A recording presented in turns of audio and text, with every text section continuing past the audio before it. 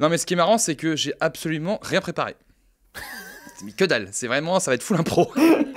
Et on est vraiment des bêtes en impro en plus, c'est génial. Ah oui, c'est mon exercice préféré. Ah hein. oui, pareil, c'est... C'est super. Vous voyez, j'arrive pas à avoir d'impro là. Bonjour à tous, j'espère que vous allez bien. Bonne année à vous, en espérant que 2024 soit une meilleure année que 2023, on va pas se le cacher. Aujourd'hui, je suis accompagné de François qui est derrière la caméra. François, dis bonjour. Bonjour. Bonjour, merci d'être là, merci de m'aider. Et pour ceux qui ne le connaissent pas, c'est le Jérémy Morvan du clap. C'est moi. je suis chauve, tout pareil que lui. J'allais dire parce que t'as des lunettes, mais t'as pas de lunettes là. Non, là, je les ai pas, là, cette fois. Bah, attends, si tu veux. Bah, blague ton ballot. Voilà, regarde, je les mets. Waouh, Jérémy, oh là là, qu'est-ce que tu fais là? Tellement derrière la caméra en plus, mais pouah. Oh mon dieu! Avant de revenir sur ces films de l'année, j'aimerais juste qu'on fasse un petit point sur la chaîne, parce qu'il y a eu pas mal de changements en 2023, donc voilà, histoire de vous dire un petit peu où j'en suis et ce qui s'est passé, parce qu'il y a eu beaucoup de changements. Pour ceux qui m'ont suivi avant le milieu de l'année 2023, en gros, ce que je faisais avant, c'était des sortes de vidéos analyse essais sur des films que je considère comme étant sous-estimés ou où j'ai envie d'apporter un nouveau regard avec une ambiance un petit peu plus posée et sérieuse. Et le truc c'est que j'ai changé ça depuis juin parce qu'il y a eu deux choses. Premièrement, on n'a pas eu le CNC avec mon ancienne boîte de prod. On n'a pas eu le CNC Talent, donc déjà ça nous a un petit peu coupé dans notre élan. Et ensuite, il y a un moment donné, je me suis posé, je me suis dit que je tournais un petit peu en rond. Donc j'avais envie de changement, de faire autre chose. Et surtout que je me suis dit qu'à un moment donné, être tout seul à faire mes vidéos, ça commence à être casse-couille. Voilà, je pose des termes. J'ai pris 2-3 mois de pause avant de reprendre. Et en fait, je me suis dit, j'ai toujours eu envie de faire des vidéos à la Karim Debache, Joueur du Grenier et Not Serious. J'avais déjà fait l'exercice une fois pour une vidéo avec, d'ailleurs, Not Serious sur Hannibal Rising. Et j'avais fait des vidéos un petit peu plus comiques aussi sur mon ancienne chaîne. Et même au début du clap. What the fuck is this piece of shit? Et je me suis dit que ce serait vraiment bien de cette fois-ci repartir sur quelque chose de plus léger pour déjà beaucoup plus m'amuser et surtout moins me prendre la tête. Donc voilà, donc j'ai décidé de plagier d'autres youtubeurs. Voilà. Mais ça va, tu l'assumes. Ouais, je l'assume et moi au moins je mets les sources. La vanne de fin d'année 2023. Mais c'est pas un javelot, ça c'est un missile, monsieur. C'est un missile.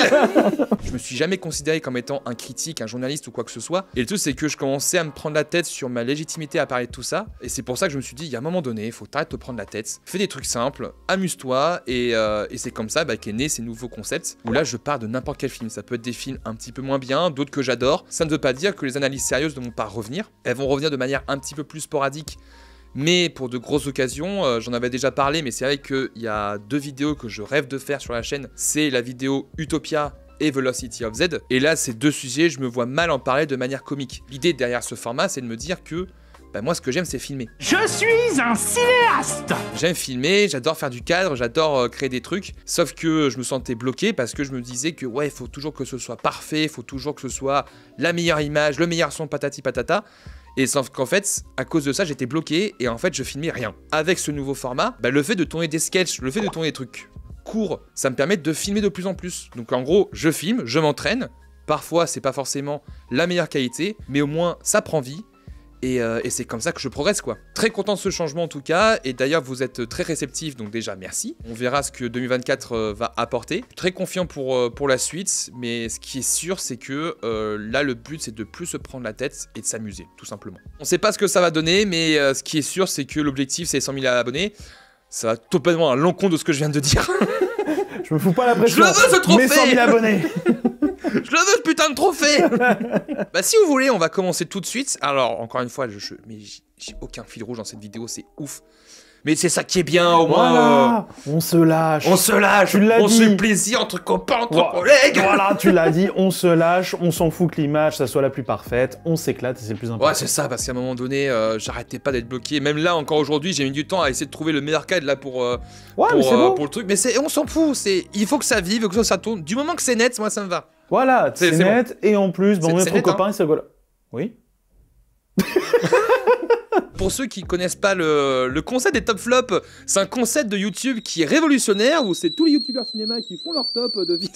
Non, en fait, dans l'idée, c'est que moi, je suis pas forcément fan de ce genre de concept, mais j'avais envie déjà d'avoir plus de vues, mais Il veut la moula. Vraiment, la grosse moula. Ah putain, j'en peux plus. Concentrez-vous un peu parce qu'on va pas y arriver. Je ne sais pas à qui vous parlez. Ce que je voulais, c'est déjà de parler des films que j'ai vus cette année, parce qu'il y a quand même des trucs chouettes, mais aussi parler d'un maximum de films, donc diviser ça en catégories, un petit peu comme les Oscars et Golden Globes. On revient sur différentes catégories pour mettre en avant des films qu'on a pu voir cette année. Et aujourd'hui, pour essayer de changer la donne, je vous ai demandé de participer via un Google Form. Vous avez été une bonne soixantaine à participer, donc déjà merci pour votre participation. Non, c'est bien. Ouais, non, c'est cool, franchement. Et on va commencer tout de suite. On va commencer par la meilleure musique. Déjà, François, si je te dis meilleure musique, tu penserais à quoi, toi? Je dirais à mon avis peut-être des trucs style Oppenheimer, etc. Je pense. Alors, on va spoiler, mais Oppenheimer, Babylone, Spider-Man, Fabelmans est quasiment cité tout le temps. Oui, je me doute. Et c'est quasiment tout le temps le top 3. Oui, ça Donc m'étonne en gros, pas. toi, premier, ce serait qui? Ouais, je pense à mon avis soit du Oppenheimer, soit du Fablesman. En top 3, nous avons Oppenheimer, en deuxième, Across the Spider-Verse, et en premier, Babylone. Mais oui, mais je suis con, Cross the Spider-Verse en plus, j'ai écouté la BO. La BO est monstrueuse. La BO est incroyable. Mais moi, ma préférée cette année, j'en ai mis deux, parce que je ne sais pas me décider. Il y a celle de Aftersun, que j'ai beaucoup aimé, du compositeur Oliver Coates, je crois. On en avait déjà parlé l'année dernière, parce qu'il avait fait la bande originale de The Stranger sur Netflix, que je vous conseille. Il y a une vraie mélancolie qui se dégage, et t'as tous les thèmes que le film veut aborder, comme la dépression, la complexité des relations monoparentales. Tu retrouves ça dans la musique. Il y a quelque chose de tendre, de rêveur, mais qui se mélange à des notes qui provoquent un vrai malaise, un tiraillement. Oui. Et la musique a vraiment quelque chose de particulier. You know, I want you to know that you can talk to me about anything as you get older, you know?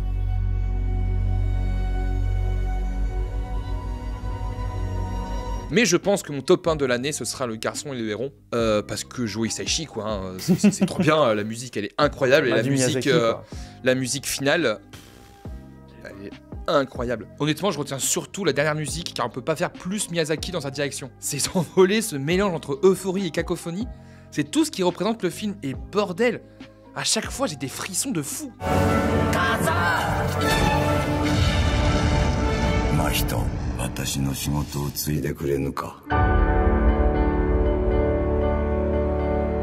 Mais moi, tu vois, pour revenir à Oppenheimer, qui a d'ailleurs gagné le Golden Globes de la meilleure musique, ça représente un petit peu le film, c'est-à-dire que ça va un peu dans tous les sens.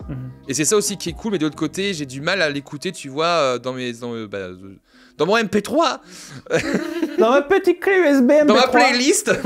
C'est très étrange parce que la musique, je l'aime autant qu'elle me perturbe. Ouais. Je comprends ce qu'a voulu transmettre le compositeur avec ses envolées sonores qui partent dans tous les sens, montrant l'excitation et l'esprit vif des scientifiques, l'avancée de leur projet et ce que ça a apporté. Mais j'ai l'impression qu'elle possède des tons parfois trop héroïques ou glorificateurs. J'aurais aimé un thème un petit peu plus grave en soi.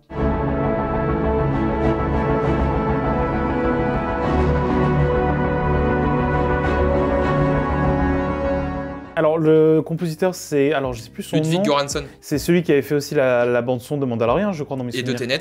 Et de Tenet. Et mais de New Girl.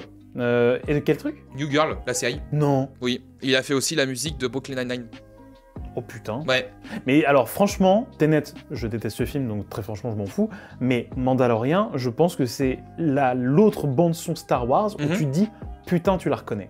Ouais. Il y a un truc très Tu distinctif. retrouves l'identité à travers la musique. Tu quoi. retrouves l'identité du Mandalorian, etc. Alors que Star Wars, c'est quand même un truc hyper codifié. Ah bah oui. Et là, Mandalorian, La musique le est mec... hyper importante dans Mais ouais. Star Wars. Mais c'est ça, et le mec arrive quand même à être après John Williams et dire, oh, regarde, je te fais un autre thème qui est hyper représentatif de Star Wars. Mais surtout, et qui il a un fonctionne style trop bien. vachement particulier, c'est ça que j'aime bien aussi Ouais, chez lui. de fou. Mais tu vois, Tenet, on peut en dire ce qu'on veut, mais c'est vrai que la musique, moi j'avais beaucoup aimé Tenet. Ça partait pareil dans tous les sens, mais ça correspondait bien au film. J'ai rien retenu de Tenet. Rien.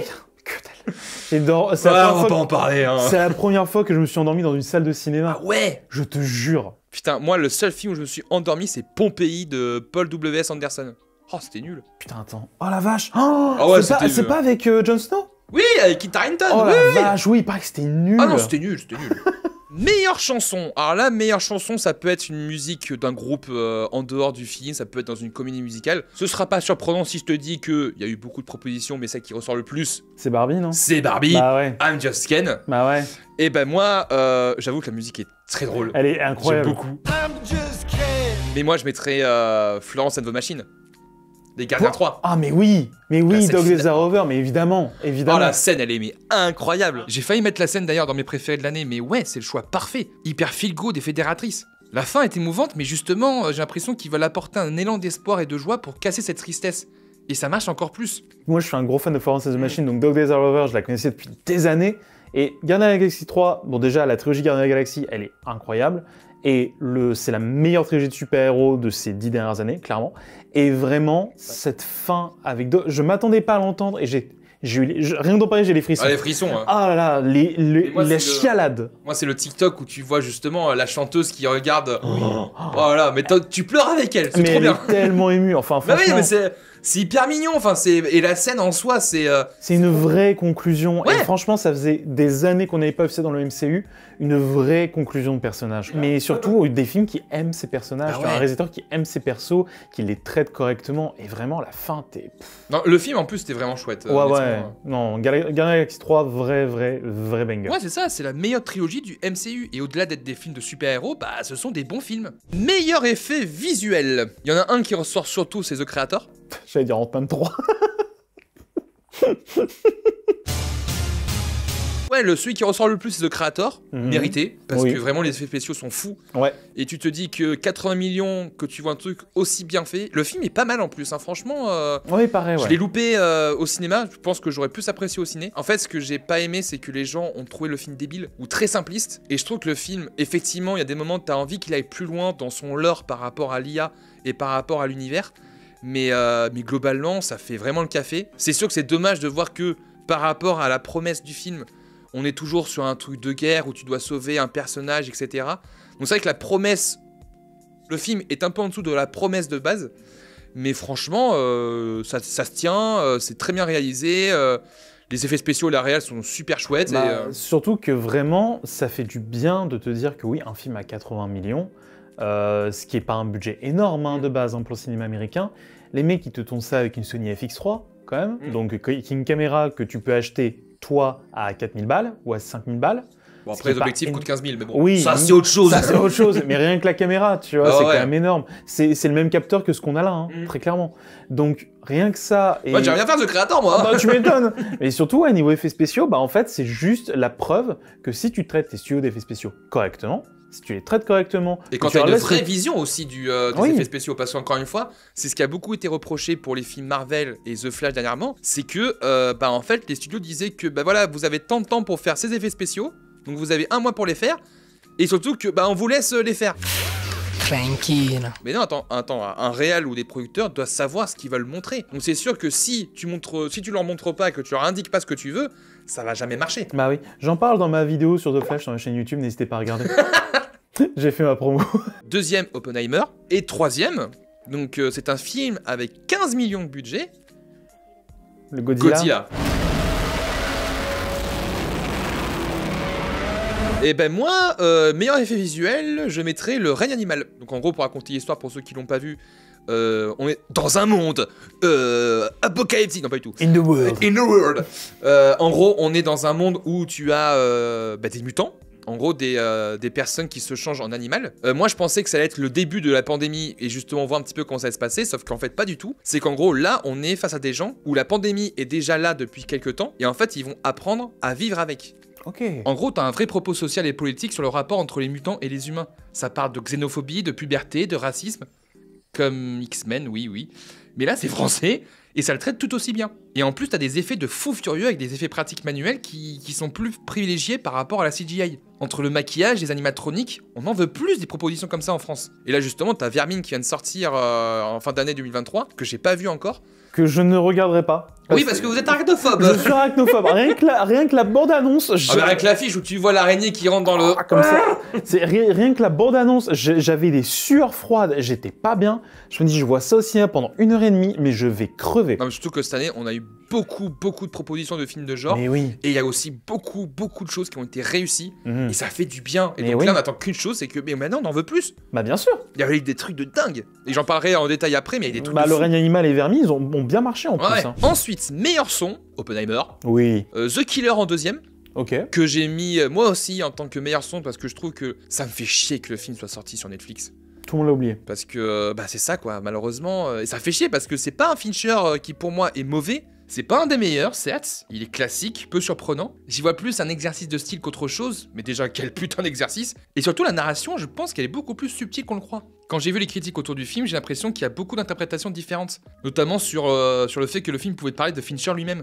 Enfin, ce que je voulais dire, c'est que la réalisation, elle est impeccable, et le son, putain, le son, il est tellement minutieux et méticuleux dans son traitement. Tu ressens tout l'impact du film rien qu'avec le son. Et j'adore comment le film arrive à trouver et appuyer son rythme grâce au son. Mais par contre, ouais, le fait qu'il soit pas sorti au cinéma, tout le monde l'a oublié, quoi, et ça fait chier. Enfin, pas tout le monde. T'aurais sorti ça au cinéma, ça aurait beaucoup plus marché, je pense. Bah, de toute façon, c'était Willem Dafoe, là, il a dit ça dernièrement. Il a dit, en fait, le gros souci des films qui sortent en streaming maintenant... Pas beaucoup de risques. Bah, en fait, ils prennent pas beaucoup de risques, et surtout, en fait, même le spectateur, il va... Là, quand tu sors un film au cinéma qui peut être un peu bizarre, un peu étrange, etc., quand tu vas le voir au cinéma, tu t'impliques. Alors que quand tu es chez toi, dans ton canapé, etc., t'as beaucoup plus de mal à t'impliquer sur un film qui va être un peu plus arty, un peu plus étrange. Bah, moi, j'ai cet exemple-là avec un film qui est sorti en début d'année 2024. C'est Le Cercle des Neiges, le film de Juan Antonio Bayona. Qui a l'air super. Il est trop bien, j'ai adoré, mais je pense que j'aurais plus apprécié et ressenti le film au cinéma. Car on parle quand même de mecs qui ont eu un crash d'avion, qui doivent survivre à un froid glacial, ils doivent passer par du cannibalisme pour survivre,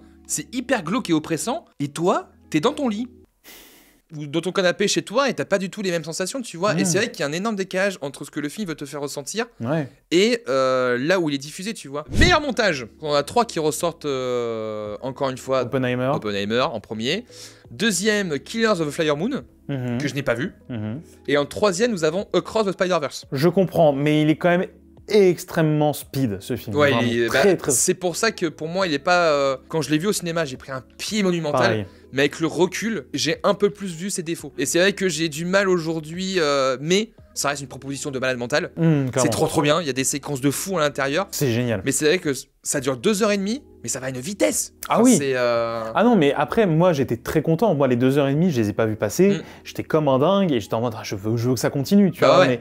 Mais tu vois, un peu quand on avait vu Avatar 2, tu vois, Avatar 2, on était comme des dingues et on s'était en mode, j'ai pas envie que ça s'arrête, tu vois. Là, c'était pareil. Mais ça a un rythme quand même tellement acharné, c'est... Et surtout que le film ne se termine pas dans un sens. C'est sûr que ça joue beaucoup. Moi, en meilleur montage, j'ai mis Reality, qui est un film avec Sydney Sweeney, qui est réalisé par... pourquoi tu te marres, je comprends pas. Alors c'est un film qui est réalisé par Tina Satter, c'est son premier film, ou deuxième je sais plus, et en fait c'est adapté d'une pièce de théâtre. Ça a été une claque, honnêtement je m'attendais tellement pas à ça et je trouve le film incroyable. Le film repose sur un concept, c'est une femme qui est interrogée parce qu'elle est soupçonnée d'un crime aux États-Unis, et en fait ils reprennent le procès verbal de tout l'interrogatoire, mais mot pour mot. C'est-à-dire que tous les dialogues reprennent mot pour mot ce qui s'est passé dans la vraie vie. Ok. Et en fait, t'as un énorme jeu ultra anxiogène, que ce soit dans la photographie, dans le montage et dans le son, qui fait que je me suis jamais senti autant oppressé cette année dans un film. C'est que vraiment, j'étais avec elle et putain, j'avais envie de me barrer tellement c'était oppressant, quoi. Ouais, je vois. Et je trouve que le montage est exceptionnel dans le film. Ouais. Et je trouve ça dommage que le film soit passé presque inaperçu, parce que ça reste un film indépendant. Ouais. Il a pas eu beaucoup de séances et surtout il est sorti en août. Moi, je t'avoue, j'en avais pas entendu parler. Les films en août, et généralement, t'en as très peu qui ressortent du lot. Je vous conseille vivement de regarder parce que c'est vraiment trop bien. Meilleure photographie, Oppenheimer, là. Et encore, je suis pas fan de la photographie de Oppenheimer. Hein. Je m'attendais à mieux, hein, honnêtement. Ouais. Le truc, c'est qu'en fait, il y a de très beaux plans, mais pour moi, c'est gâché justement par le montage. Ouais. Parce que je trouve que le montage, pareil, ça va à une vitesse. Et en fait, t'as aucun plan qui dure 3-4 secondes qui te permettent justement de retenir le plan et la photographie, tu vois. Sachant que le chef opérateur, c'est un de mes préférés, c'est Otavon Oitema, qui a fait des films de fou. Et je trouve que depuis que Christopher Nolan travaille avec lui, il travaille beaucoup plus son image, mais je trouve que là, c'était peut-être un peu trop terre à terre. Ouais, je vois ce que tu veux dire. Et je trouve que le montage, justement, a un peu atténué l'impact de l'image sur moi. Et je trouve que là, il manque des plans. Il y en a quelques-uns que je retiens, notamment celui où il est contre la bombe Trinity, là, dans la tour de Gué. Là, ce plan, je le retiens parce que je trouve qu'il y a un énorme effet silhouette qui est super beau. Mais globalement, la photographie, ouais, je l'ai pas trouvé exceptionnelle. Je pense que c'est le côté un peu biopic, tu sais, de rester dans un parti pris un peu assez réaliste, peut-être, un peu qui fait que c'est un peu moins grandiloquent qu'un Interstellar, où là, l'image d'Interstellar est juste fabuleuse, tu vois. Ouais. Et je pense que là, oui, il y a cette volonté peut-être de rester un peu plus... un peu plus terre à terre, un peu plus. Ça fonctionne, hein, mais c'est vrai que moi je m'attendais un poil mieux quand même. Deuxième, Babylone. Et troisième, là j'en ai cité 3. Tu as Empire of Light de Sam Mendes, Oui, il paraît qu'il est super. que j'ai pas vu. Il y a Fabelmans. Il y a un troisième qui pour moi était mon second choix, c'est Limbo, qui est un film hongkongais polar en noir et blanc, qui pour moi était mon deuxième choix pour la meilleure photographie parce qu'effectivement l'image est sublime. Mais moi celui que je retiens c'est Saltburn. Oh, that's just given me goosebumps. Look, Pamela. Oh, no. C'est toute la photographie que j'aime. Le cadrage, les reflets, les jeux de miroir, les silhouettes, c'est suresthétisé, c'est pas forcément subtil, mais j'aime quand l'image, elle est travaillée comme ça. Le film est très bizarre. Il paraît, ouais, Mais, il divise il est beaucoup. très glauque, hein. il est Ouais. très glauque, mais je trouve que l'image arrive parfaitement à retranscrire ce malaise ambiant Mhm. et aussi ce côté un petit peu bariolé. Le film m'a pas mal marqué, moi. C'est Ouais. pas dans mon top, Mhm. mais c'était pas loin. Mais ouais, non, j'en ai entendu parler pas mal sur Twitter. Beaucoup de gens qui sont très divisés sur ça. Bah ça m'étonne pas. Ouais, t'as des gens qui trouvent ça super, d'autres qui disent que c'est un peu du Euphoria au rabais, du Sam Levinson au rabais, donc c'est un peu bon. Voilà quoi. Pour moi, Sam Levinson, c'est une arnaque, donc... Je suis d'accord. On va en parler. Meilleur costume, Babylone en premier, Ouais. Killers of Flower Moon en deuxième, Mhm. et en troisième, j'en ai pris deux, donc les deux qui sont sortis le plus parmi vos votes. Il y a eu Napoléon, Ouais. que je n'ai pas vu, et il y avait, alors j'ai mis les deux parce que c'est un diptyque, les Trois Mousquetaires. Ah oui. Et effectivement, les costumes étaient bien. Les costumes des Trois Mousquetaires sont très très cool, Ouais, effectivement. et j'ai pas vu la deuxième partie encore. Elle est moins bonne quand même que la première.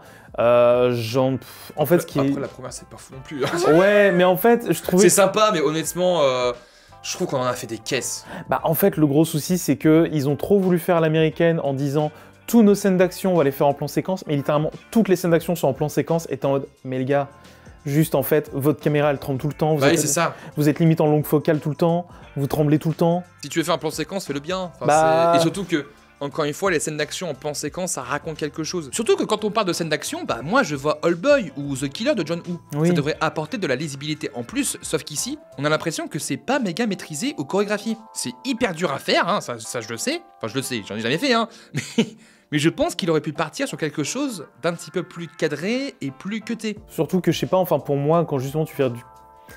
Quand je vois tout ce qui est film de KPDP, etc., c'est toujours des combats, tu sais, qui se font avec des plans assez larges, il y a du montage, tu vois. Là, en fait, ils ont voulu tester quelque chose de différent, et c'est très cool, tu vois. Enfin, Mais- L'initiative est chouette, hein. L'initiative ça, est je dis pas. chouette, mais je trouve qu'au final, ça tremble beaucoup trop, c'est trop flou et c'est trop sombre, et donc il y a des moments où vraiment tu es perdu, quoi. Et c'est trop dommage, parce que vraiment le casting est taré.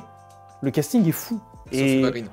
De quoi? J'aime pas Eva Green. Oui, c'est vrai que t'aimes pas Eva Green, mais je trouve... J'ai rien contre elle, hein, mais Ouais, c'est juste que j'aime pas son jeu. Je n'aime pas comment elle joue. Moi, je n'y arrive pas. Bah, je trouve que le tout fonctionne bien, et putain, franchement, du film d'époque aussi, qui a autant de gueule, ça fait vraiment du bien, quoi. Ah, mais il en faut. Non, Faut clairement. bien le faire. Oh, ça c'est pas très gentil. Et moi, en meilleur costume, moi, je mettrais Donjons et Dragons. Parce que déjà, film, je pense, un des plus sous-estimés de l'année. De ouf, il est trop bien. Et surtout, bah, les costumes et même les décors et tout, ça a de la gueule, quoi. Franchement, je m'y connais pas trop en Donjons et Dragons. En tout cas, je sens quand même que ça transpire l'amour de l'univers. De fou. L'humour fonctionne. Ouais. Ça se prend au sérieux sans se prendre au sérieux, donc ça fonctionne. Mhm. L'alchimie entre les personnages, pareil, ça matche bien. Enfin, franchement... En fait, c'est contrairement à plein de films du MCU, en fait, c'est pas un film qui se moque de son univers. Tu vois, le MCU, à chaque fois, il se moque de son univers en mode « Ah, t'as un pseudo ridicule, oh, ton costume, il est pas ouf, tu vois. » à Ouais, c'est chaque fois. ça, ouais. Et là, en fait, ils font des vannes dans leur monde, tu vois, mais ils font jamais des vannes sur l'univers en disant « Ah, ton univers, il est un peu con-con, Oui, tu vois. » C'est du vrai humour. Ce qui se passe à l'intérieur plutôt que l'extérieur. Ouais, voilà, c'est En ça. gros, il se moque pas du lore, mais il se moque aussi de ce qui se passe vraiment dans l'action, quoi. C'est ça, et franchement, enfin le film, j'ai passé un super bon moment devant, et ouais, tu sens que ça, tous les plans un peu foireux qu'ils font, c'est complètement des plans de joueurs de jeux de rôle, hein, Mm. clairement, hein, franchement c'est Et trop c'est ça qui est cool aussi, c'est que tu Ouais. retrouves justement cette sensation de hasard, en fait. Et c'est ça qui est trop bien. Non, c'est vraiment un très très bon film. Meilleur décor, premier Babylone. Mhm. Ah oui, je parle de Babylone depuis tout à l'heure, je ne l'ai pas vu. Je n'ai pas envie de le voir. Parce que pour moi, on en parle trop. Et j'ai regardé le début, un mec qui se fait chier dessus par un éléphant, ça me donne pas envie de voir la suite. Je suis désolé, hein, mais... Et encore, j'ai pas parlé de la meuf qui pisse sur le mec. Ça me donne pas envie, je suis désolé, hein. Ouais, Un écoute. jour, je vais y arriver, hein. Je vais regarder le film, y a pas de problème. Mais ça m'a pas donné envie. Écoute, hein, t'as tes kinks, hein, qu'est-ce que tu veux? Je ne juge, on ne juge pas. On ne juge pas les kinks des gens, mais C'est quand même. chacun a ses goûts, voilà. Mais quand c'est pas les miens, c'est pas les bons. On a Oppenheimer en deuxième. Je trouve pas que les décors se détachent énormément dans Non. Oppenheimer, mais pourquoi pas. Parce que justement, je trouve que en troisième, on a Barbie. Bah, c'est ce que j'allais dire. Où là, oui. il y a une vraie direction dans les décors. Ah bah putain, et oui. tu as aussi Asteroid City, Ah, je l'ai pas vu. que j'ai pas vu. Mais effectivement, quand tu vois la bande-annonce et tout, oui, il y a un gros travail sur les décors. Mais moi, je mettrais un film que personne n'a cité et que quasiment personne n'a vu. Ça s'appelle La Pietà. La Pietà, qui est le Grand Prix de Gérardmer de cette année. Et justement, c'est un film. Alors, je t'avoue que c'est le premier film que j'ai vu à Gérardmer. Je me suis dit, ah bah, je commence bien mon festival parce que c'est dégueulasse. C'est bien crado. Mais t'as une vraie direction artistique derrière, en termes de décor, en termes d'imagerie, etc. Un peu prétentieux à mon goût, je trouve. Mais t'as vraiment. T'as le rose qui ressort énormément dans le film. T'as beaucoup de références bibliques, oniriques qui ressortent.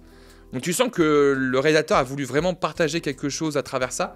C'est une histoire d'une mère qui est très possessive par rapport à son fils. Mais ouais, quand j'ai vu ça, le film est dégueulasse. T'as des séquences qui sont immondes. Ah ouais. Et j'ai dit, putain, c'est mon premier film, bah ça commence bien. C'est genre quoi par exemple? Un accouchement où en fait c'est pas un bébé qui sort, c'est une personne entière. En fait, c'est la pub Xbox. Hey. C'est la première pub Xbox en Ah fait. putain, mais oui. C'était ça, hein, la pub Bah, Xbox. sauf que la scène est immonde. Ah la vache. Ensuite, meilleur scénario. Il n'y a pas forcément des films qui se sont énormément détachés. Moi, si je devais en citer un, c'est Anatomie d'une chute. Pour moi, le film est exceptionnel. Il a gagné Golden Globes, hein. Et il gagne Golden Globes. Et c'est totalement mérité parce que l'histoire, les dialogues, c'était ouf. Franchement, t'en ressortais pas bien. Hein. Et surtout que la séquence du procès, elle est exceptionnelle. Ah ouais. Exceptionnelle. Et je compte le voir là. J'ai pas eu l'occasion de le voir joue malheureusement. tellement bien. Ça Ouais. fait longtemps que j'ai pas vu un film français où ça jouait aussi bien. Ah Il n'y a mais. pas une seule fausse note. Et le fils de la mère, mais il est trop fort. Ah ouais. Et j'ai qu'une envie, c'est de le voir percer, hein, parce qu'il est beaucoup trop fort. Bah t'as tous les Américains qui sont en train de baver sur Swan Arlo aussi. Oh, je comprends. Franchement, ça je comprends. Il y a une catégorie que j'ai oublié de mettre parce qu'en fait, je ne savais pas qui mettre. C'était meilleur réalisateur ou réalisatrice. Je sais pas. Il y a eu tellement de propositions cette année que je trouve que l'année 2023 a été incroyable en termes de cinéma.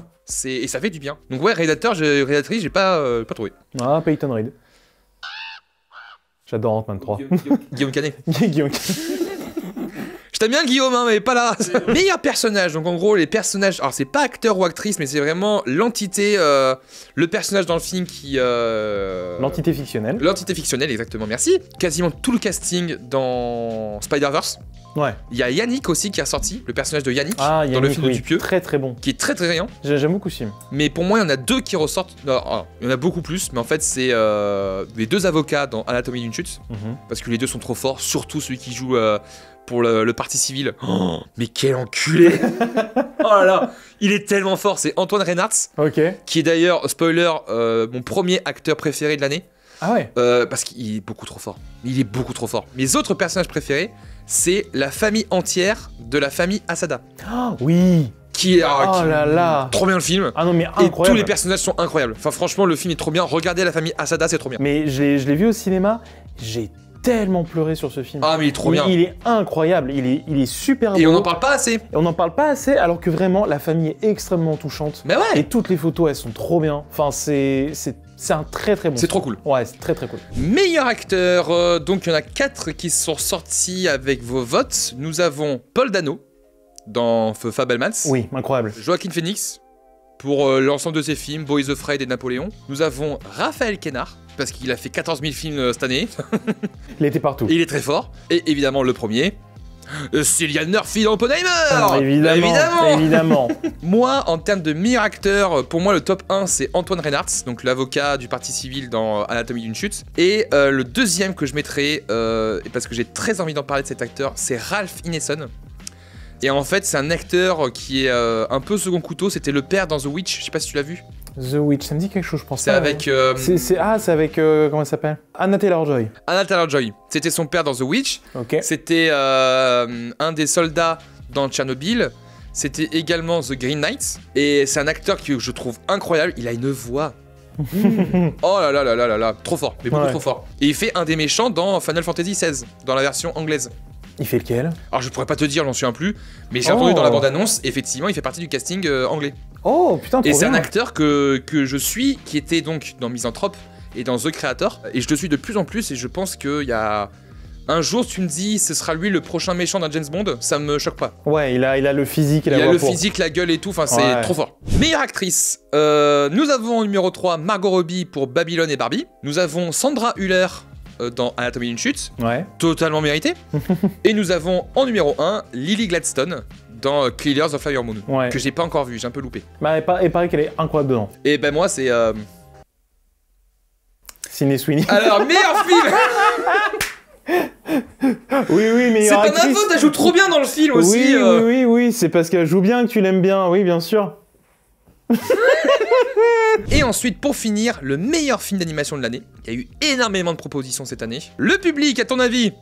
Alors, Cross the Spider-Verse. C'est tout. Il n'y a même pas eu Garçon mais Lion. bien sûr, mais en gros, quand tu vois les votes, C'est Spider-Verse. c'est Spider-Verse, mais je crois que c'est à 70% quoi. Moi, j'en ai 3, donc en top 3, Across Spider-Verse. En premier, Le Garçon et le Héron. Bien sûr. Mais surtout, en deuxième, et ça c'est un film où j'aimerais énormément parler davantage, c'est Mars Express. Oui. Mars Express est exceptionnel, mais c'est un putain de film de SF qui a tout compris à son univers. Tout est génial dans ce film, entre la direction artistique qui est juste sublime, c'est hyper varié, t'as plein de références et d'inspirations qui sont très bien exploitées, l'univers est riche avec des personnages hyper attachants, c'est hyper cool. Enfin, c'est quelque chose à soutenir. Si vous devez retenir qu'une seule chose dans cette vidéo, regardez Mars Express. Ensuite, nous allons passer aux catégories un petit peu subsidiaires, un petit peu plus funky. How do you do, fellow kids? Attention, How do you do, c'est fellow funky. kids? Attention, catégorie funky. On est des troubadours ici. Attention, entertainment. Putain. Nous avons... Oh, ça va, on plaisante, Oh, les copains et les collègues. Oh, je me sens vieux. La séquence la plus marquante. Il y a beaucoup de Oppenheimer qui est sorti. Il y a un film qui a été cité, c'est Past Lives, qui est sorti récemment, je l'ai pas vu. Ok. Mais apparemment, il y a des séquences dans le film oui. qui sont assez folles. Oui, Past Lives, oui. Et il y en a un qui est ressorti aussi, c'est la séquence plan zénital de John Wick 4.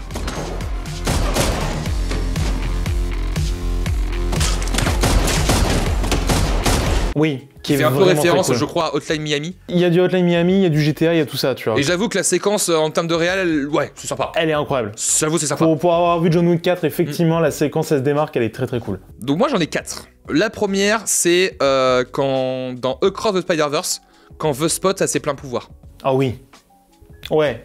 Oh les frissons. Avec la musique Avec et la tout. musique Oh là là, derrière. Incroyable. What was that? Our future.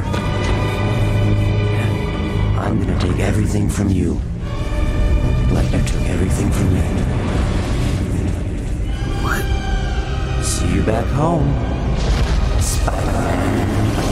Tu as Vincent doit mourir, Ok. qui déjà est un film très très chouette. Moi c'est la séquence sur l'autoroute qui m'a beaucoup marqué. En gros Vincent doit mourir, pour vous expliquer très rapidement, en gros on a un mec qui s'appelle Vincent.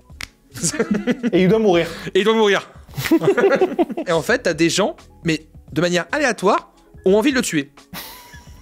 Et c'est un truc, c'est au départ, t'as l'impression que c'est un peu comédie, sauf que ça commence à flancher vers l'horreur, et ça devient de plus en plus oppressant, de plus en plus strident. T'as une séquence d'autoroute où tout le monde s'entretue. La séquence, mais elle est terrifiante. Elle est cauchemardesque. Et franchement, j'avoue, je suis ressorti de là, j'ai fait... Ah, c'est pas...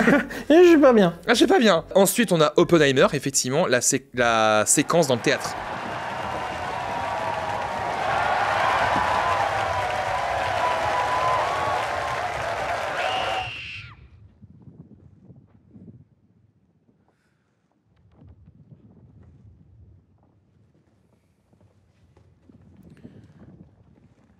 I'm so proud.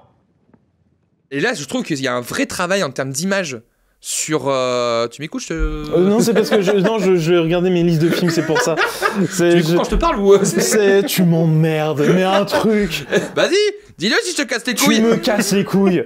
Je suis avec toi que pour la fame. Voilà. Ce qui est sûr, c'est que t'es pas là pour la thune parce que t'es pas payé pour ça. Malheureusement. Heureusement. En fait, il y a beaucoup de gens qui ont dit que la troisième partie du film, c'était la moins intéressante. Bah, je trouve justement que c'est l'inverse. Tout l'enjeu narratif du personnage se résout ici, et tu sens la gravité de la situation. Tu sens le décalage entre son ressenti et le public, et c'est là où le film est le plus marquant. Cette scène, on la retient par son contraste, par sa mise en scène, et par le jeu de Cillian Murphy qui est impeccable. Et ensuite, pour moi, il y a Le Monde après nous, qui est un film qui a ultra divisé. Alors j'avoue que la première fois que je l'ai vu, j'ai adoré, Avec le recul, ça s'est un peu atténué, mais je Ouais. trouve qu'il y a quand même des idées de fou dans le film. Et moi, il y a 2 séquences particulières. Il n'y a pas forcément besoin d'expliquer parce qu'en gros, il se passe beaucoup de choses dans ces séquences, donc c'est pour ça que j'ai pas trop envie de spoiler. Mais vraiment, pareil, ultra oppressant entre la montée de la musique, le montage alterné de ce qui se passe pour 3 personnages différents. Je trouve ça trop bien. Ouais. Donc, le monde après nous, il a beaucoup divisé. Je peux comprendre, mais moi, j'ai beaucoup aimé. Pour moi, vraiment, on va dire qu'il y a 3 scènes qui m'ont vraiment marqué. Bon, une, de manière très négative, c'est quand même la fin de Flash. Oui, Voilà, parce que, enfin, là, à la fin, avec les caméos d'acteurs décédés, ce qui était absolument effroyable, avec une 3D, mais dégueulasse.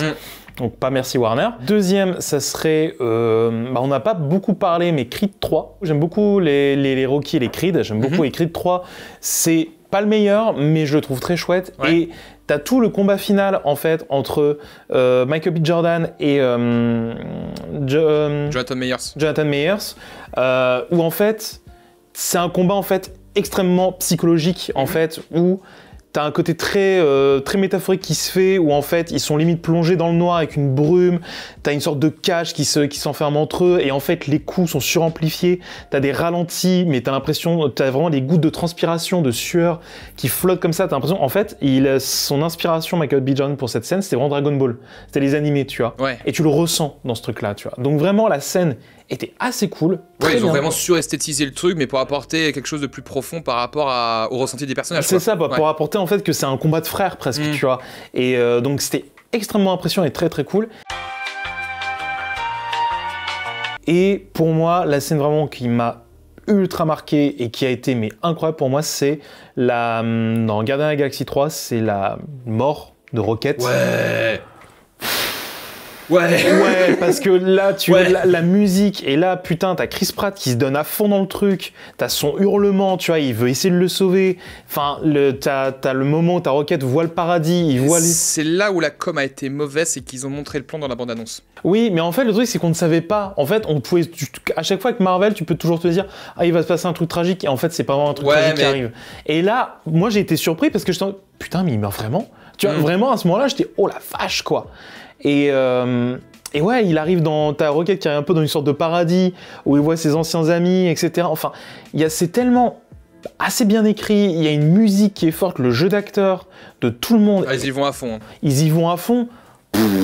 Oh, les larmes. Je comprends. Ouais. Ah ouais, Ouais, franchement. je comprends. Ensuite, nous avons meilleur plan. Il y en a pas mal qui sont sortis, mais en gros, globalement, il y a Spider-Verse et Oppenheimer qui sont sortis. Mhm, On a celui-ci pour Spider-Man. bien sûr. Oppenheimer, il y avait celui-ci. Ouais, logique. On a aussi The Fabelmans. Il y a pas mal de plans différents. Il y a le plan final, t'as celui-ci. Ce plan final est dingue. Mais pour moi, c'est celui-ci qui résume tout le film.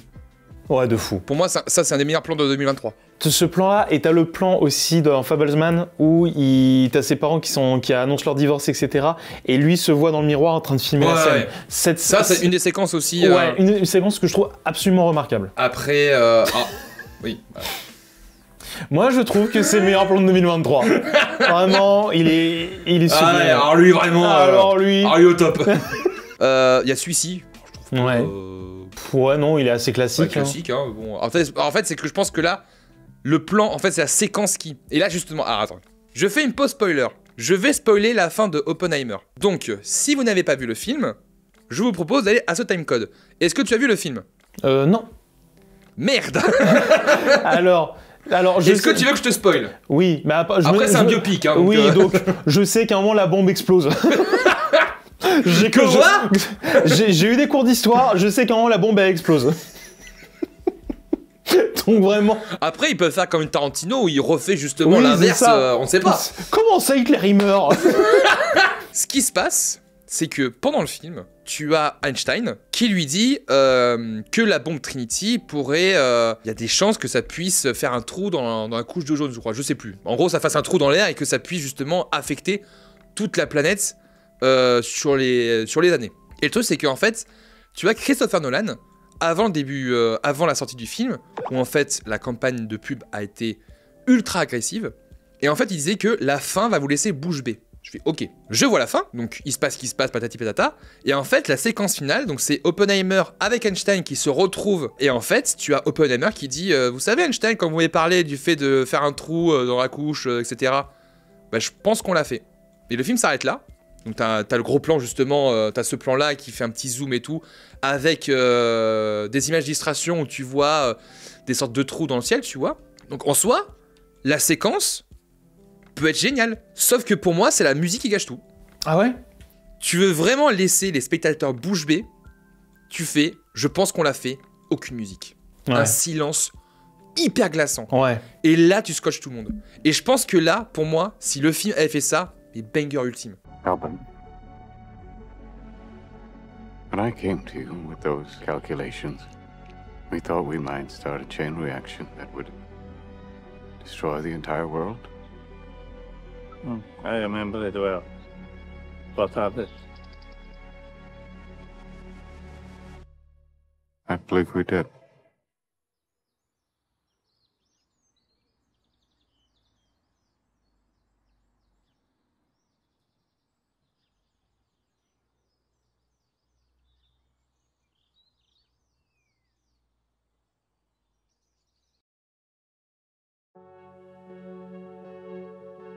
Parce que justement, ça aurait pris le risque, faire les couilles de te dire que à ce moment-là, plus aucune musique, une vraie discussion entre les deux, et là tu sens la gravité de la chose.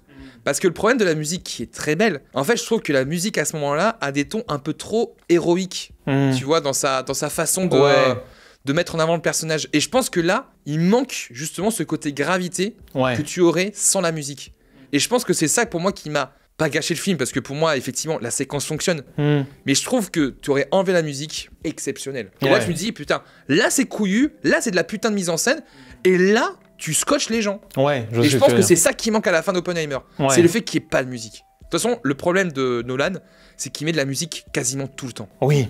Et qu'en fait, quand il l'enlève, ça a un sens. Et sauf que pour moi, dans le film, il ne l'enlève pas assez. Ouais. Et pour moi, elle est un peu trop présente. Bah surtout qu'il pourrait vraiment genre mettre une petite nappe un peu musicale, tu vois, un peu comme il a fait à la fin d'Inception. Oui. La fin d'Inception, c'est juste une petite nappe qui apparaît et c'est ça qui te rend la fin marquante. C'est une mélodie quoi, enfin c'est une petite mélodie. Mais ça te rend la fin marquante en fait, tu vois. Donc ouais, non. Et je pense que si justement il était parti un petit peu comme pour Inception avec cette montée de cette petite note de piano qui remonte d'un coup pour faire la fin, il aurait fait pareil pour Oppenheimer, ce serait passé. Ouais.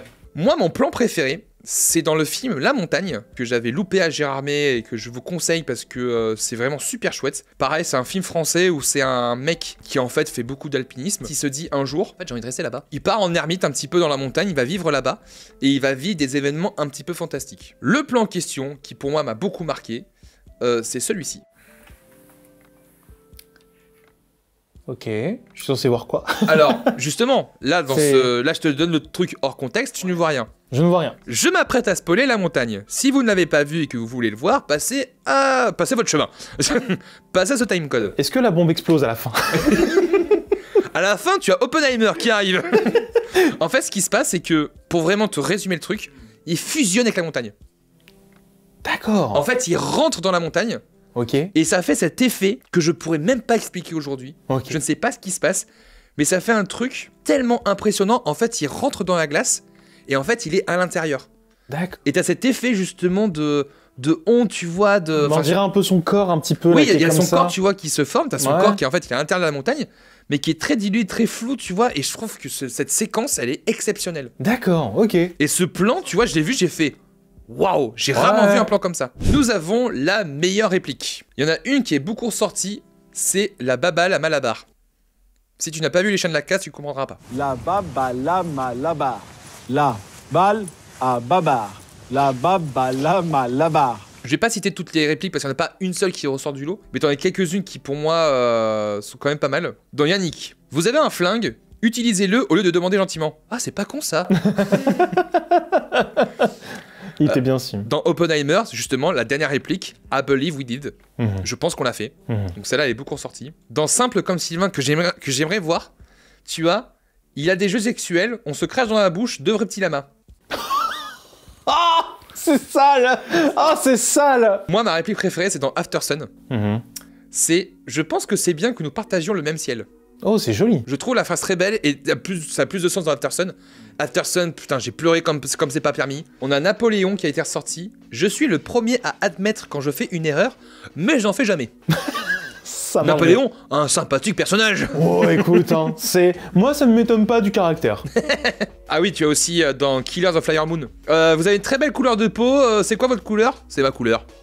Pas mal. Transonique. T'en as beaucoup qui ont cité le procès Goldman pour les répliques. Il paraît qu'il est chouette J'ai ce pas film. vu. J'ai entendu des gens qui disaient que c'était vachement bien. Ensuite, nous avons plaisir coupable de l'année. Oh. J'avoue que j'ai loupé celui que je pense aurait pu correspondre parfaitement au plaisir coupable. C'était l'exorcisme du Vatican. Oh, je l'ai vu. Putain, ça devait être incroyable. C'est franchement... Et je pense que d'ailleurs le meilleur plan de 2023, c'est Russell Crowe sur son petit Vespa. Bah, tu vois, dans les très bonnes répliques de 2023, dans l'exorcisme du Vatican, comment il a dit ça à un moment? J'ai jamais été aussi triste ou en colère que quand l'équipe de France a gagné la Coupe du Monde. Mais un truc cool comme ça, tu vois, mais... Mon cauchemar, c'est que la France soit championne du monde. Imbécile orgueilleux. Franchement, pour l'avoir vu, c'est pas incroyable. C'est vraiment pas... il y a vraiment Russell Crowe, tu vois, qui en a juste... Mais rien à taper. Branler, quoi. C'est vraiment... Il s'éclate. Faut que je paye mes impôts, quoi. Oui, c'est ça. Mais en fait, tu vois qu'il fait un peu nawak, mais c'est un peu drôle. Mais vraiment, c'est pas fou. C'est vraiment pas fou. Il y a Fast 10. Oh. Je comprendrais. Oui, oui. Et il y a un film que j'ai pas vu, c'est Project Wolf Hunting. Ah, je connais pas du tout celui-là. Ça me dit rien du tout. Je peux pas te dire. Alors moi j'ai pas forcément de plaisir coupable parce que j'avoue que je suis pas fan de nanar ou quoi que ce soit, c'est pas mon kiff. Donc j'ai pas forcément de plaisir coupable. J'aurais aimé mettre l'exercice du Vatican mais je ne l'ai pas vu. Il reste 3 catégories avant de passer au flop top. Nous avons meilleur film concept. Les deux qui sont sortis, c'est un petit peu les deux que j'ai cités. On a Reality et on a aussi Traqué. C'est le film sur Disney+ où la fille se fait traquer. La fille qui reste toute seule dans la maison là. C'est ça, et en fait il y a 0 dialogue. Oui, quasiment. On l'a vu ensemble. Et on l'a, oui, je suis con. Pour la plus belle affiche, globalement, c'est Fablemans qui est ressorti. Fablemans, oui. Ouais, je comprends. Non, mais elle est magnifique. Moi j'avoue que l'affiche teaser de Meurtre à Venise, je la trouve très belle. Ah, je vois pas laquelle c'est. Attends, je te montre ça. Ah oui, ouais, j'aime non, bien. Ah non, toute simple. Mais généralement, les affiches teaser, c'est les plus belles. La plus grosse attente de 2024, le film qu'on attend le plus. Toi, ce serait quoi? Ah putain, ah, qu'est-ce que ça serait? Je peux te citer les 2 premiers parce que le 3e, c'est ma plus grosse attente. Ok, vas-y. Alors déjà, ma 2e plus grosse attente, c'est Le Comte de Monte Cristo. Ok, il sort en 2024? Ouais. Ok. J'avoue que mon top 3, il y a Civil War de Alex Garland. Je suis très curieux de savoir ce que ça va donner. J'avoue, ouais, je pense qu'il peut être très chouette. Top 2, Furiosa. J'avoue, ouais, Furiosa, ouais, très clairement. Et top 1, Dune 2, qui aurait dû sortir cette année. Ouais. Je sais qu'on l'avait vu ensemble, Dune, et je sais que Dune, ça t'avait... Dune, mais la claque que j'ai prise. Voilà, j'ai trouvé ça... Je l'ai pas revu depuis. Ouais, moi, j'ai trouvé ça chouette, mais ça m'a pas... moi, j'adorais. Ça m'a pas transporté. Et ben pour moi, la 3e plus grosse attente du public, en tout cas de ceux qui ont voté, et la mienne, c'est Mikey 17. Le prochain film de Bong Joon-ho. Oh, avec Robert Pattinson, le film de SF. Qui a été repoussé là en plus. Oui. Alors peut-être que ça veut faire une avant-première mondiale à Cannes. Ouais, pour Cannes, ouais. Ce qui serait pas déconnant. Ce qui donnerait furieusement envie d'aller à Cannes. Tu m'étonnes. Parce que si je peux voir Bong Joon-ho, le film, et surtout Robert Pattinson, je dis pas non. Ah bah tu m'étonnes, ouais. Mais ça c'est le film que j'attends le plus.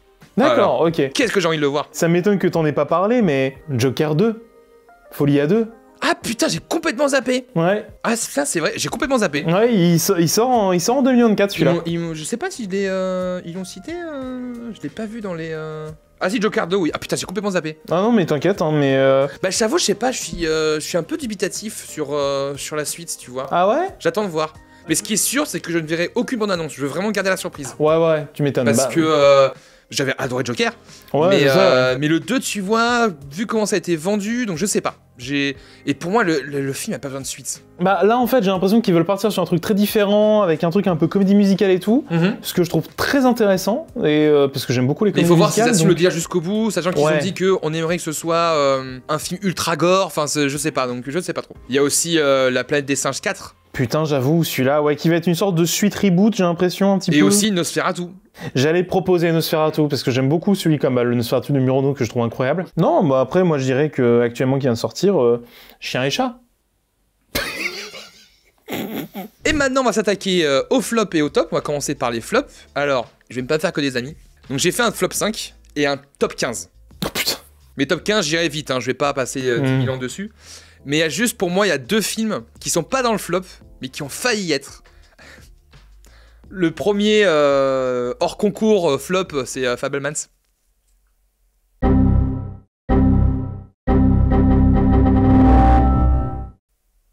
Mais t'es une merde. J'ai pas aimé, hein. J'ai pas forcé. En fait, il y a des trucs qui sont cool, mais à la fin, je me suis dit que. Ouais, enfin, c'est. Je m'attendais à mieux, je m'attendais à autre chose, je sais pas, Et en fait, je pense aussi, et c'est ça, c'est un gros problème, et c'est pour ça aussi que j'ai toujours pas regardé Babylone, on en a beaucoup trop parlé. Et moi, c'est un truc qui m'énerve. C'est que quand on parle beaucoup trop d'un film, j'ai pas envie de le voir. Oui, parce non, que je ça me comprends. gâche l'expérience. Et je pense qu'on m'a un peu gâché Fabelmans.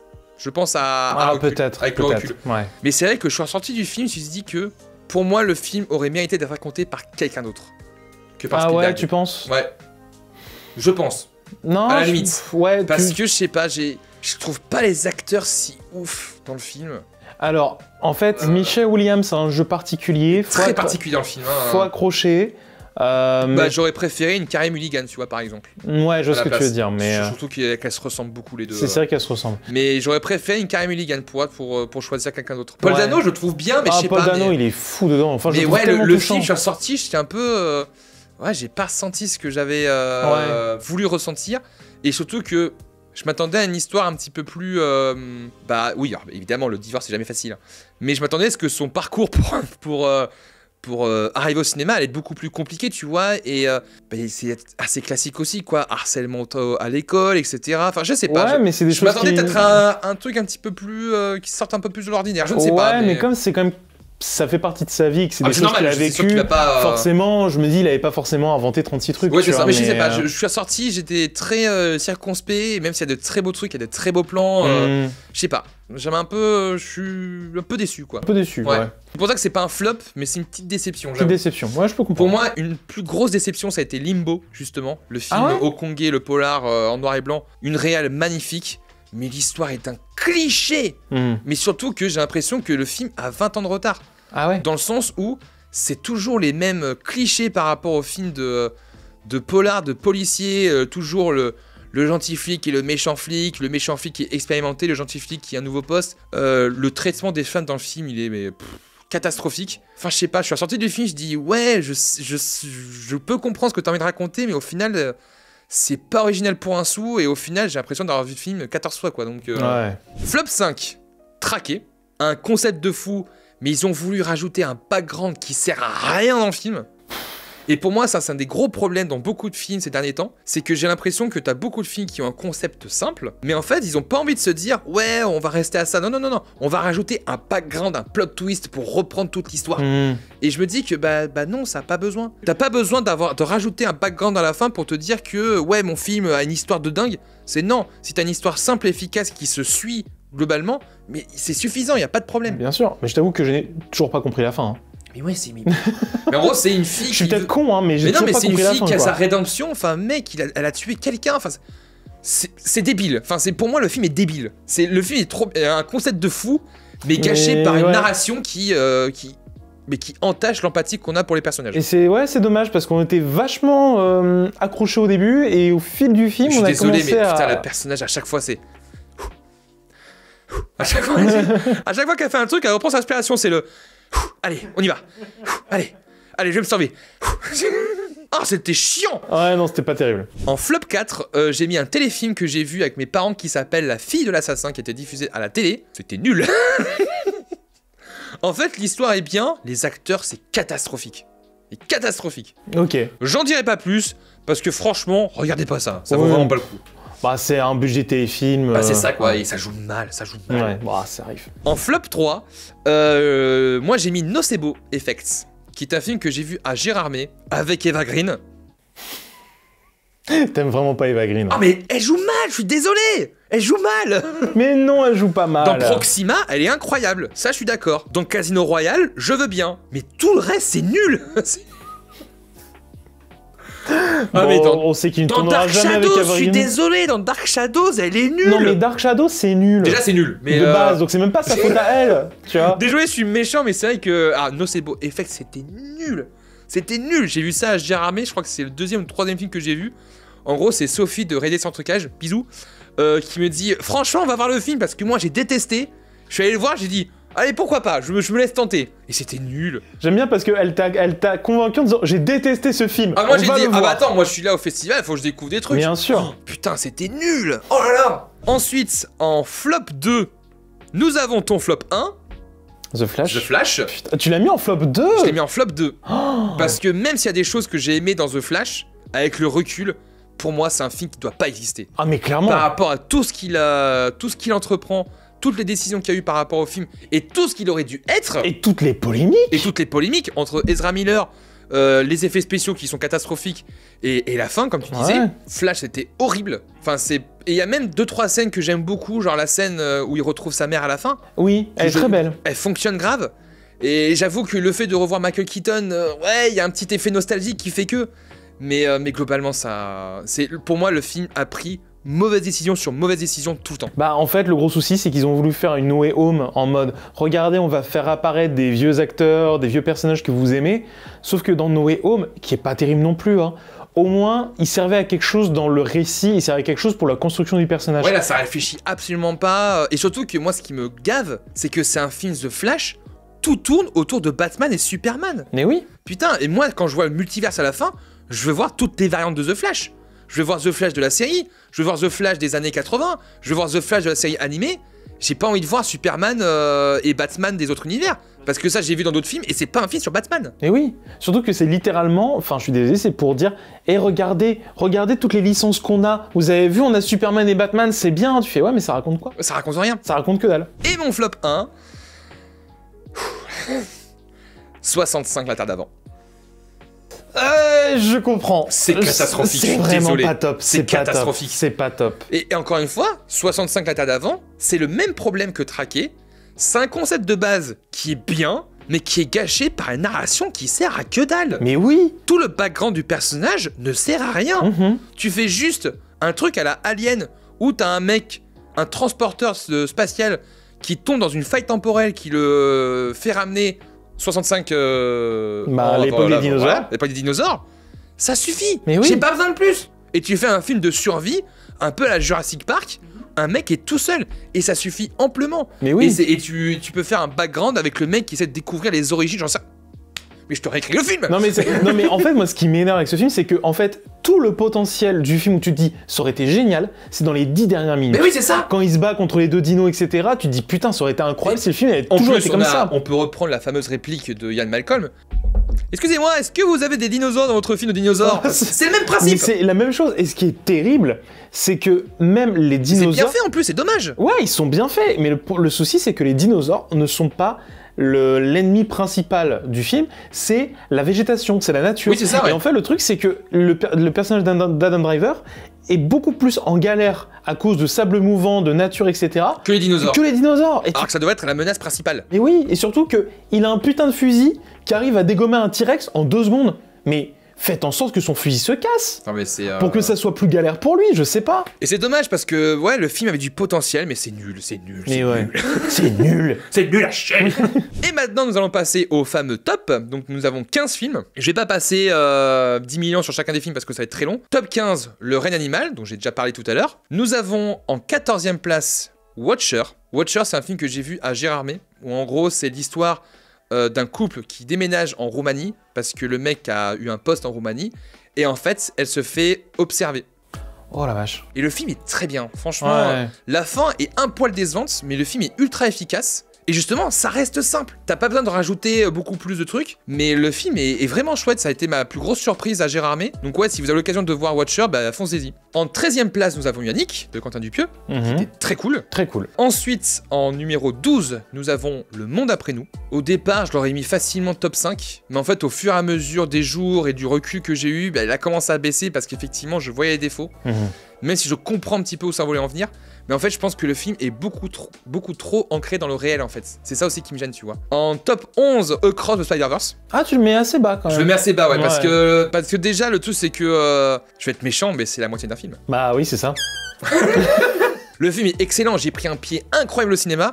Mais c'est vrai qu'avec le recul, bah ouais, c'est trop bien. Mais pour moi, il y a d'autres films d'animation qui pour moi étaient meilleurs. Il y a quand même des défauts qui pour moi me gênent un peu dans le film. Ouais, bien sûr. Bah, il se finit pas, quoi. Juste ça. Top 10, Farang de Xavier Jans. Oui, j'avais tellement envie de le voir celui-là. Bah, j'ai été ultra surpris. Ouais. Je m'attendais à un film bourrin et tout, mais en fait pas du tout. Alors bien sûr c'est bourrin, Oui. mais ce que je veux dire c'est que c'est bien joué, c'est bien écrit, c'est super bien mis en scène, que ce soit les scènes d'action et tout. Alors les gens ont dit que ouais c'est un The Red Wish, bah je trouve pas. Non, et mais The Red c'était bien. Hein. Et je trouve que l'histoire se tient bien, les acteurs jouent bien, donc franchement une très bonne surprise et je trouve que ça mérite d'être vraiment mis en avant quoi. Bah alors j'ai pas vu le film et ça aurait pu être dans les séquences un peu marquantes de 2023. J'ai vu une séquence où c'est la baston dans l'ascenseur. Oui. Oh putain la vache. Et tu sens que le mec maîtrise son sujet, que ce soit sur les scènes d'action mais également sur le pays de la Thaïlande quoi, parce que c'est jamais carte postale, c'est jamais trop cliché je trouve. Ouais. Et même les séquences un peu clichés tu comprends aussi. Mais franchement, non, mais très bonne surprise. En numéro 9, nous avons Les Chiens de la Casse. Pareil, très très bon film. En plus, c'est un premier film, donc franchement, super chouette. Je vous le conseille vivement. En numéro 8, Oppenheimer.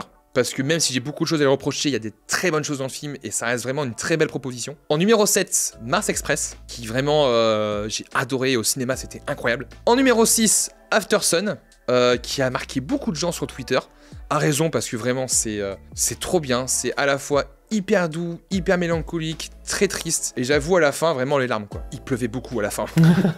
En numéro 5, nous avons Anatomie d'une chute. Excellent, chef-d'œuvre, vraiment trop bien. En numéro 4, nous avons La famille Asada. Oui. Donc en gros, j'en ai pas parlé tout à l'heure, mais la famille Asada, ça parle d'un fils dans une famille qui est fan de photographie. Et en fait, qui va en faire son métier et qui, à travers sa famille, va faire des portraits pour mettre en avant sa famille, sa passion de la photo. Et en gros, on va suivre son parcours au Japon. Ouais. Et c'était trop bien. À la fois très feel good, il y a une moitié de film qui est ultra triste et qui te prend totalement à revers et qui te fait prendre conscience un petit peu de la gravité de la situation. Puis surtout de l'importance des photos, quoi. Et de l'importance des photos. Donc ça réfléchit vachement bien à son sujet. Et je suis ressorti à la fin, mais un sourire jusque-là, quoi. Bon, j'ai pleuré aussi, comme c'est pas permis. Pareil. Mais vraiment, le film, trop bien et à mettre en avant. En numéro 3, Le Garçon et les Héros. Parce que, voilà, et oui, il a beaucoup divisé, mais moi, je suis ressorti du film, c'est tout ce que j'attendais, quoi. La musique exceptionnelle, tout le côté onirique que j'adore chez Miyazaki, qui m'avait un petit peu manqué avec Le Vent se lève. Et là, j'ai retrouvé ça, enfin, c'était trop bien. Numéro 2, j'en ai pas parlé dans les tops, mais c'est un film qui m'a foutu une pêche. C'est Tetris. Ah oui. Tetris, c'était trop bien. C'était incroyable. Évidemment, c'est pas le film de l'année, mais putain, le pied que je me suis pris, c'était trop cool. Ouais, ça part en complot par rapport au droit, par rapport à Tetris. C'était trop bien. Mais énorme surprise, je me suis éclaté devant. Et pour moi, numéro 1, c'est Reality. Pas pour Sweetney Sweeney, mais vraiment pour la proposition. Waouh, pas à moi. Pas à moi. Non, vraiment, alors au-delà de ça, au-delà de la blague, mais vraiment, Reality, pour moi, c'est ma plus grosse claque de l'année. Je m'attendais tellement pas à ça, et je trouve que c'est tellement maîtrisé, tellement prenant, et tellement risqué comme proposition, enfin tellement original, que déjà, j'ai très envie de voir la suite de la carrière de la réalisatrice. Parce qu'encore une fois, c'est une pièce qu'elle avait déjà adaptée, donc elle a adapté en film, donc à voir ce qu'elle peut faire avec d'autres sujets. Mais surtout, l'histoire est hyper intéressante, enfin, c'est trop bien. Donc moi, je vous conseille vivement de regarder Reality. Bah écoutez, ça a été très intense, très cool. Merci François d'avoir aidé pour participer. De rien, j'ai pas fait grand chose, c'était sympa. Tu as juste parlé et tenu la caméra. Voilà, j'ai commenté et puis j'ai jugé énormément tes avis. C'est génial. Pour conclure, on va essayer de parler un petit peu du bilan de l'année de la chaîne. C'est que déjà, je suis très content de ce changement de direction. Ça a fait du bien déjà au moral de me dire que j'arrive à tenir ce genre de concept. Et surtout, je me suis énormément amusé. Vous avez été au rendez-vous, donc déjà, merci pour ça. Dans l'idée, c'est que pour 2024, continuer cette même dynamique et essayer pour cette année de faire au moins un concept un peu plus sérieux dans cette même dynamique, mais garder cet esprit de s'amuser, de moins se prendre la tête, mais de revenir aussi à mes premiers amours d'analyse un petit peu plus sérieuse et un peu plus poussée. Mais là, ce serait vraiment full mise en scène. C'est de sortir un petit peu de ce fameux décor fond noir pour aller un petit peu plus loin, quoi. Voilà, écoutez, merci à tous d'avoir participé, en tout cas, au sondage et d'avoir regardé jusqu'au bout. J'espère que ça vous aura plu. François, encore une fois, merci pour ton aide. Merci à toi. On te retrouve bientôt sur ta chaîne YouTube, normalement. Oui, normalement, ouais. Ou si c'est pas déjà fait, je sais pas. Normalement, je la sors demain. J'espère la sortir demain. En tout cas, merci pour toi. Merci à toi d'exister. Écoute. Merci d'être là. Écoute, ça fait plaisir. Merci. Je suis pas bon à l'impro, c'est dingue. Je ne sais pas improviser, je ne sais pas. Je sais pas. Voilà. Merci à tous en tout cas. Profitez bien de cette nouvelle année et n'oubliez pas d'aimer les films que vous aimez. Ciao. Bisous.